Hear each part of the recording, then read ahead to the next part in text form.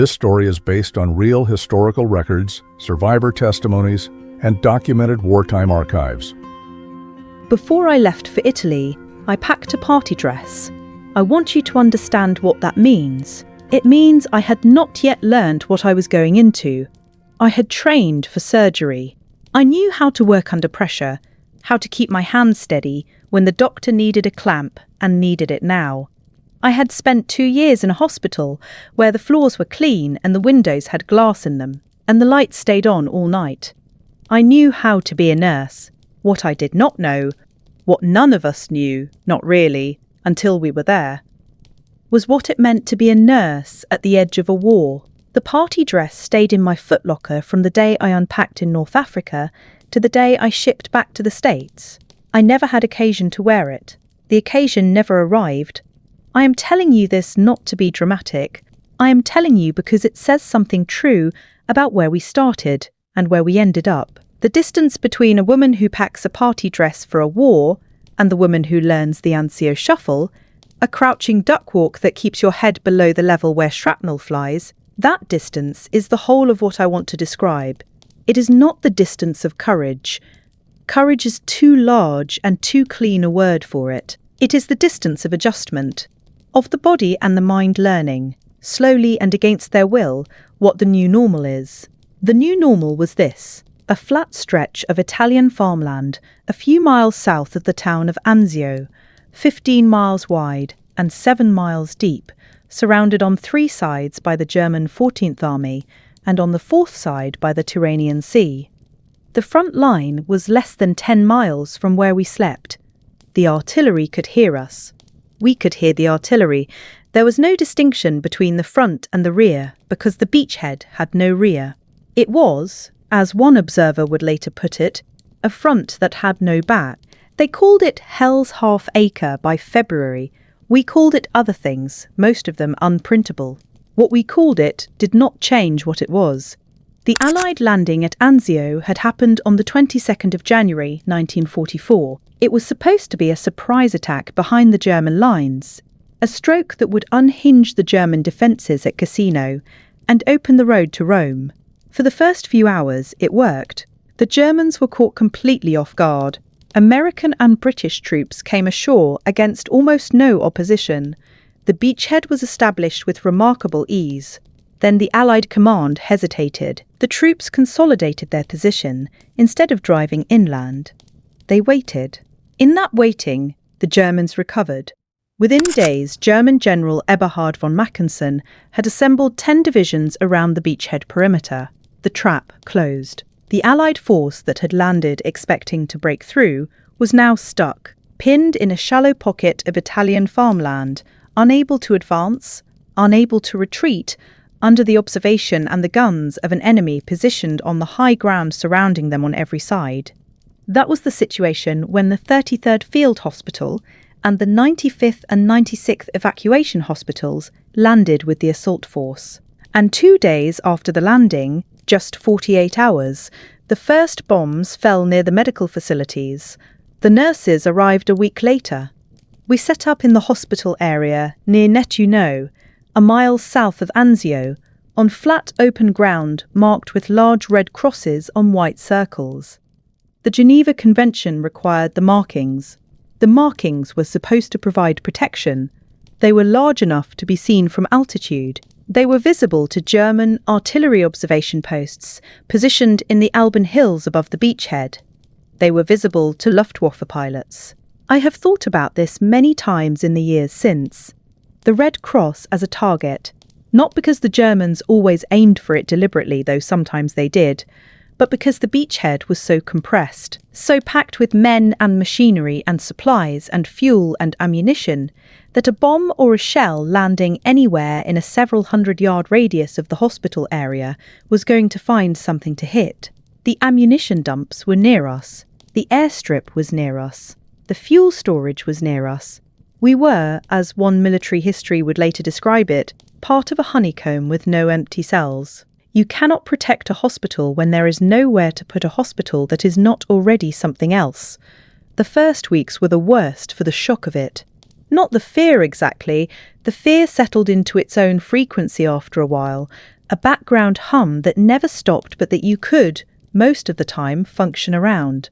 What was worst in the beginning was the speed of it, the speed at which a morning that looked like any other morning could turn into something else entirely. We worked in pyramidal tents. M1934 model, khaki canvas, each one housing multiple patients in canvas cots. The wards were rows of these tents. The operating sections were larger tents set up adjacent to them. The receiving section, the pharmacy, the X-ray equipment, the preoperative and postoperative areas, all of it canvas, all of it open to whatever the sky decided to send down. In February, the water table was too high to dig foundations. We were on the surface. All of us, doctors and nurses and patients alike, were on the surface of a piece of ground that people were trying to kill us on. The foxholes were our own work. The nurses dug them outside their sleeping tents or inside, under their cots, 2 feet deep, reinforced with boards and sandbags and whatever else could be found. When the sirens went, you got into the foxhole, or you stayed with your patients. Those were the options. The patients who could move crawled under their cots when the shelling started. We helped the ones who could not move. We moved them to the floor, to whatever cover was available, and we stayed with them. The ones who were immovable, the ones who had just come off the table, the ones who could not be shifted without killing them, we stayed with those men too. We had not been given instructions that covered this situation precisely. We had been given nursing training that said, "Stay with your patient." We stayed.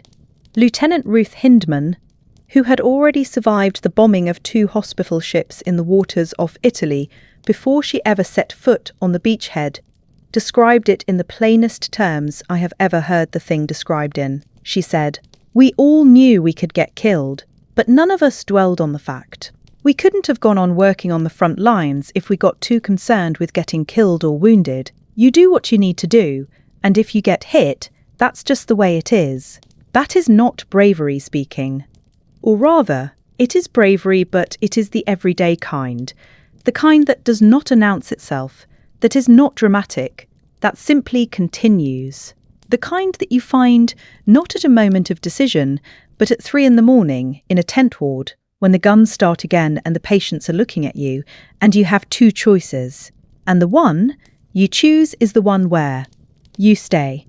The work itself was the anchor.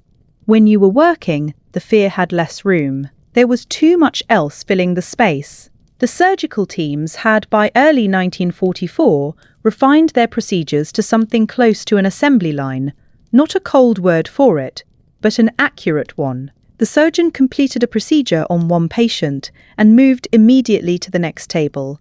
The nurse moved with him. A technician stayed behind to close. Then the next patient, and the next. The tent was never empty. The receiving section never stopped.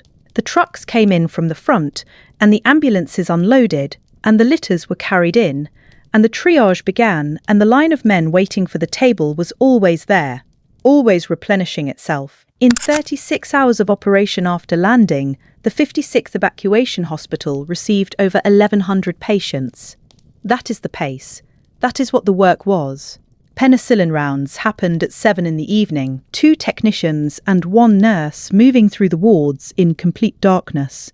No flashlight, no lamp, nothing that could be seen from the air or silhouetted against the tent canvas. 1 person loaded the syringes, 1 person changed the needles, 1 gave the injections. At 60 patients to a tent, you moved by feel and memory. The tent ropes and stakes were a constant hazard in the dark. The medications had to be balanced on 1 arm. You learned the geography of each ward by walking it in daylight until your feet knew where the obstacles were. Then you worked it in the dark, slow and careful and never stopping, because the round had to be completed before the next shift began. What the letters home from that period almost never describe, and this is something the men who received those letters never fully understood, I think, is how ordinary the extraordinary became. Not comfortable, not normal in any real sense, but ordinary in the way that the impossible becomes ordinary when it is repeated enough times. A bomb falls near the operating tent. The generator goes out. The operating team works by flashlight until the power comes back, then they go on.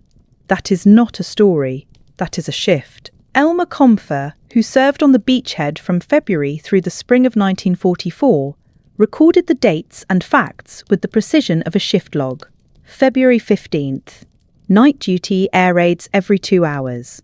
The 5 o'clock raid lasted nearly an hour. February 21st. Heavy air raid.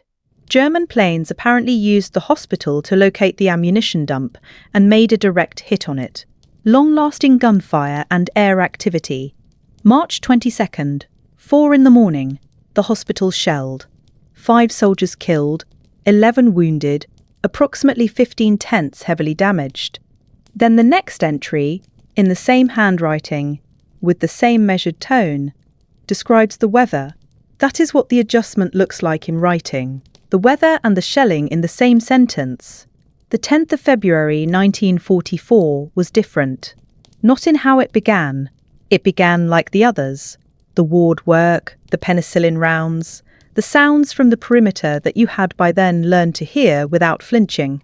The 33rd Field Hospital was adjacent to us, and the 56th Evacuation Hospital was nearby, and we all lived in the same few acres of flat Italian farmland together, the same ground with the same red crosses painted on white circles. In the early afternoon, artillery shells landed in the crowded wards of the 33rd Field Hospital. The generators in the operating tent were hit. The operating tent caught fire. 2 nurses were off duty. One had stopped at the tent of the other to borrow a book. A shell hit the tent. Both women died.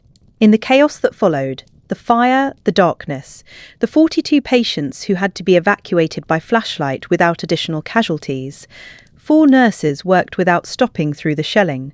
They stayed at their stations. They moved patients. They did not leave.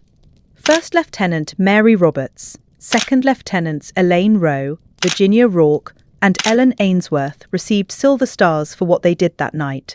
Mary Roberts was later described as the first American woman to receive the Silver Star in the history of the United States Army.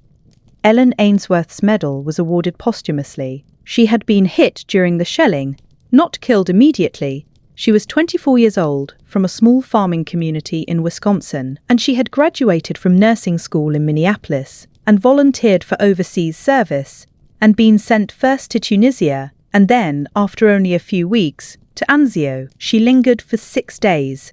She died on the 16th. Her family received the telegram on March 9th, what would have been her 25th birthday. I knew about Ainsworth the way you knew things on the beachhead, through the compressed, specific channels of a small and terrible place. What I remember most is not the fact of her death, but the quality of the silence that followed it in the wards, among the nurses who had worked alongside her. Not grief displayed, grief held inside the body, pressed down, because there were 60 patients in the tent, and the round had to be completed, because the surgeon was waiting, because the truck from the front was already pulling up to the receiving section with more men on litters, and those men needed whatever we had. You cannot stop. That is what Anzio taught us more thoroughly than anything. You cannot stop, not for the ones who are gone, because the ones who are still here require everything you have, and everything you have is barely enough. The Army Command considered evacuating the nurses from the beachhead. The 5th Army raised the question in February, after the bombings. The answer came back, not from command, but from the nurses themselves. They insisted on staying, not as a group decision, not as any kind of formal protest. Simply, when asked, when the possibility of evacuation was floated, the nurses said no. They stayed. I have been asked, in the years since the war, what kind of thinking produced that answer. I have found it a difficult question to answer well. It sounds, from the outside, like it ought to have been a difficult choice. It was not. It was the simplest choice I made in the entire war, because it was the only choice that made sense of everything else. We had come to do a job. The men on those litters were doing a harder job without the option of refusal. The idea of leaving them to someone else, of removing ourselves from a situation because it was dangerous, while they remained in a situation that was also dangerous but from which they could not be removed, That idea could not be made to fit inside my head in any form that resembled logic, so we stayed. In late March and into April, the 56th Evacuation Hospital was hit 4 more times. Casualties mounted. Eventually, the unit was rotated back to the main front on April 7th, not evacuated, rotated, a temporary relief, and was operational again at a new location within barely a week. By April, the engineers had managed to dig 3.5-foot foundations for the hospital tents. Sandbag walls went up around the tent perimeters. The earthworks gave some protection against shrapnel, not against direct hits, but it was something, a visible structure that said, "We are here, we are staying, we have made this ground our ground." The men of the 36th Engineer Regiment who dug those foundations worked under the same fire we worked under. They were building walls for people they did not know. That is the mathematics of a beachhead. Everyone is building something for someone else. The Anzio shuffle became second nature somewhere in that period. The crouched walk, low and quick, that kept you below the level of the worst of the shrapnel when you had to move between tents during shelling. You learned it the way you learn any physical habit, by doing it enough times that the body memorizes it and stops waiting for the mind to give the instruction. The mind was busy elsewhere, the body shuffled. There is a letter written by a nurse named Frances Slanger. She was with the 45th Field Hospital, not Anzio, but the same campaign, the same Italy, that she addressed to Stars and Stripes in October 1944, but wrote for the men. She wrote, "You GIs say we rough it. Sure we rough it, but in comparison to the way you men are taking it, we can't complain, nor do we feel that bouquets are due us." She was killed the night the letter was completed, when a German shell hit near her unit. It was published posthumously. I read it after the war. What I remember thinking, when I read it, was that she had said the exact truth, not the popular truth, not the inspiring version, not the version that makes the newspapers. The actual truth, which is that what we did was ordinary. Not small, I do not mean small, but ordinary in the sense that it was the thing in front of us and we did it. The men on the litters had done and were continuing to do something that had no comparison, something that absorbed everything they had and still required more. Beside that, a night shift under artillery fire was what it was. She was killed the night she finished writing. By the time the beachhead broke out in May, when Allied troops finally linked up with the forces from Anzio on the 25th, and the perimeter ceased to exist, the hospitals of Hell's Half Acre had treated 33,128 patients.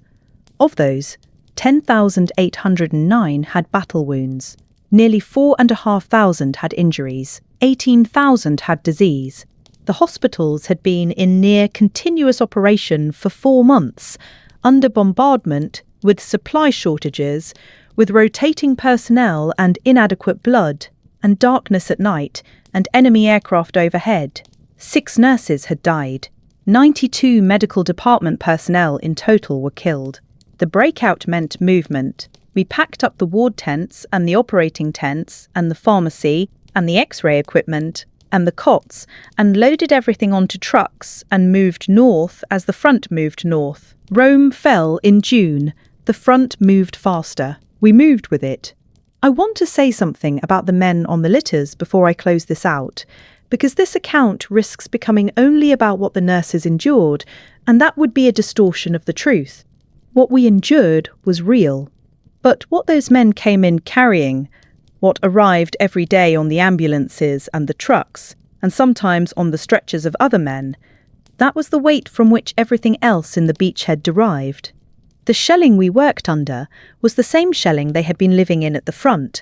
The mud we walked through in the dark was the mud of foxholes where men had spent weeks. When a soldier was brought in, and he looked up from the litter, it was not always fear you saw in his face. Sometimes it was something closer to relief, not at the wound, but at the tent, at the canvas overhead, at the fact that, for the first time in however many days, someone was attending to him rather than the ground he was expected to hold.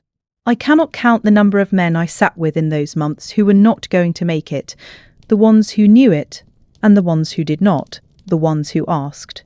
When a young man looks at you and asks the question, and they ask it simply the same way they might ask what time it is, you answer the same way. You say what needs to be said to allow that man the next few hours with whatever dignity is available to him in a canvas tent on a beachhead in Italy. You do not record what you said. You do not think about it afterward if you can help it.